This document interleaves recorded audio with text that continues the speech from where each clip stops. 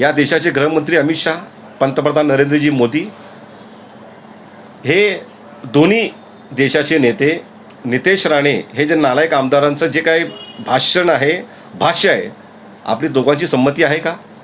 तुम्ही समर्थन करणार का? अहो, तुम्ही हिंदुत्व आम्हाला शिकवता.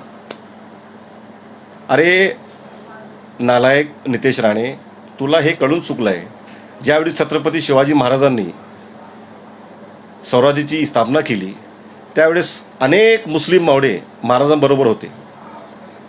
पक्षामध्ये काम करत असताना अनेक हिंदू माझे मित्र आहेत, अनेक हिंदू लोकांबरोबर माझा दररोजचा जेना वावरणं आहे. गेल्या 25-26 वर्षापासून आम्ही व्यवसाय करतो.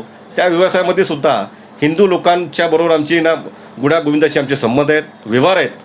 पण आम्ही कधी तू हिंदू मी मुस्लिम किंवा मी मुस्लिम तू हिंदू असं कधी वावरलो नाही.